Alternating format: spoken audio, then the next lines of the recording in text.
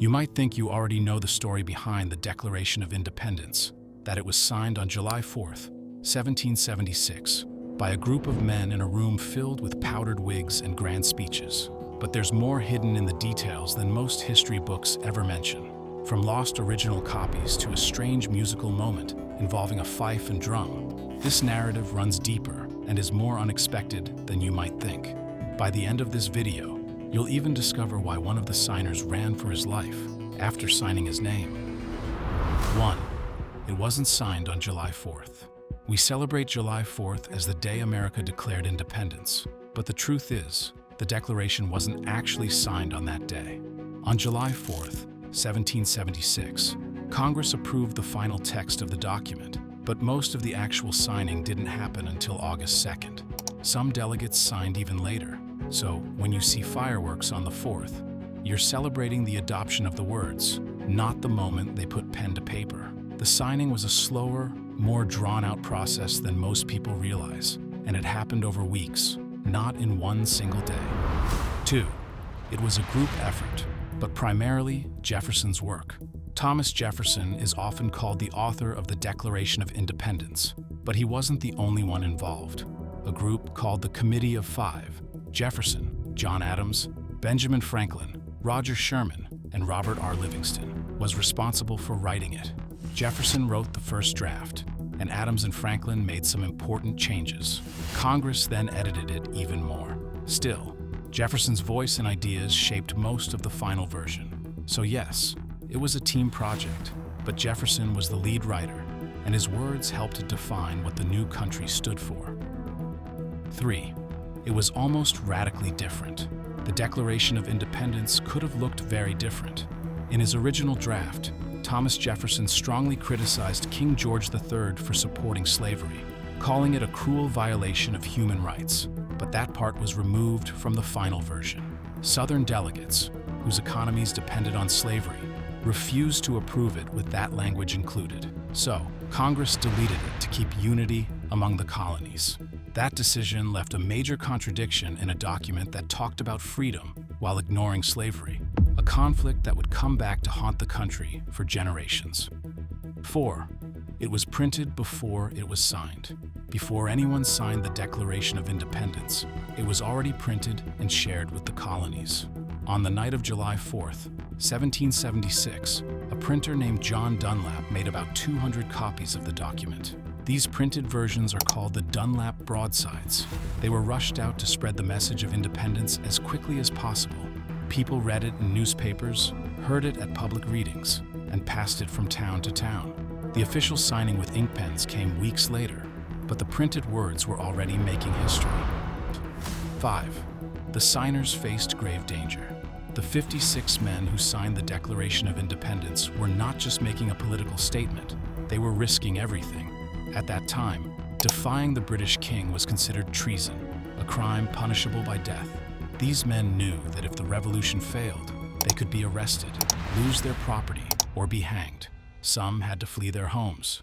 Others had their families threatened. They signed anyway, knowing they were putting their lives, their money, and their reputations on the line. Their courage helped shape a new nation. 6. It inspired movements worldwide. The Declaration of Independence didn't just change America, it changed the world. Its ideas about freedom, natural rights, and government by the people inspired other countries fighting for independence.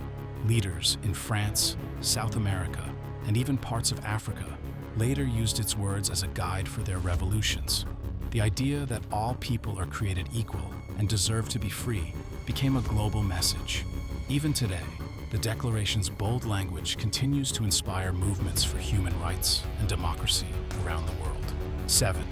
The original isn't in perfect condition. The original signed copy of the Declaration of Independence has not aged well. Over time, the ink has faded and the parchment has worn out. In the early days, it was often handled, displayed in sunlight, and even rolled up, which damaged it further. Today, it is stored in a special case at the National Archives in Washington, D.C. The case is climate-controlled and filled with inert gas to protect the fragile document. Although the words are hard to read now, this faded paper still holds one of the most powerful messages in American history. 8. One signer, later recanted. Richard Stockton, a lawyer from New Jersey, was one of the 56 men who signed the Declaration. But during the Revolutionary War, he was captured by British forces. While in prison, he suffered harsh treatment and eventually swore loyalty to the king to secure his release.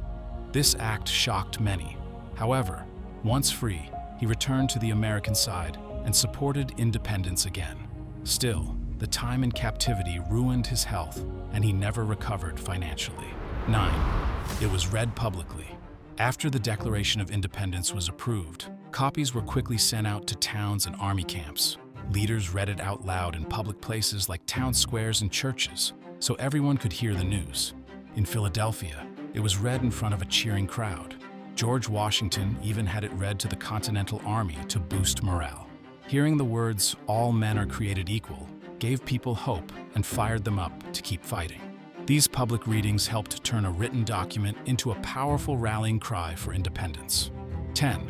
The king's grievances were specific. The Declaration of Independence didn't just say, "We want to be free." It laid out clear reasons why. It included 27 specific complaints against King George III.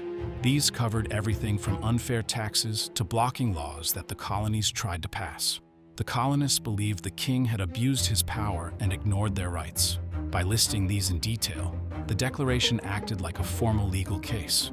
It wasn't emotional or vague. It explained exactly what the king had done wrong and why the colonies believed they had no choice but to break away. 11. It helped unite the colonies. Before the Declaration, the 13 colonies often saw themselves as separate places with different goals and economies. Some were hesitant about going to war with Britain, but the Declaration of Independence gave them a shared mission: freedom. It clearly stated what they were fighting for: life, liberty, and the pursuit of happiness.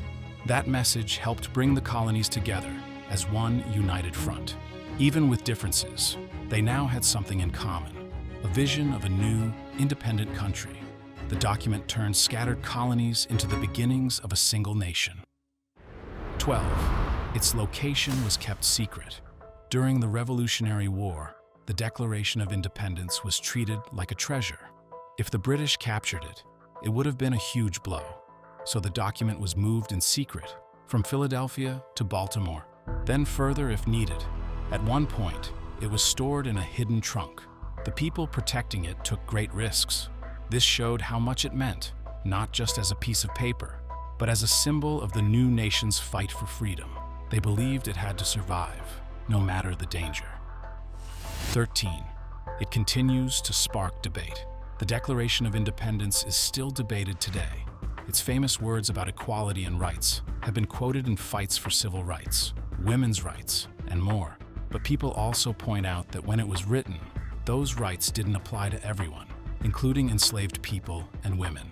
That contradiction has sparked deep discussions about what the document means. Even after hundreds of years, the Declaration challenges Americans to think about justice, freedom, and who those promises are truly for. If you could ask one of the signers of the Declaration of Independence a question today, what would it be and why? Let us know your thoughts in the comments. If you learned something new today, give this video a thumbs up, share it with someone who loves history, and don't forget to subscribe for more stories like this.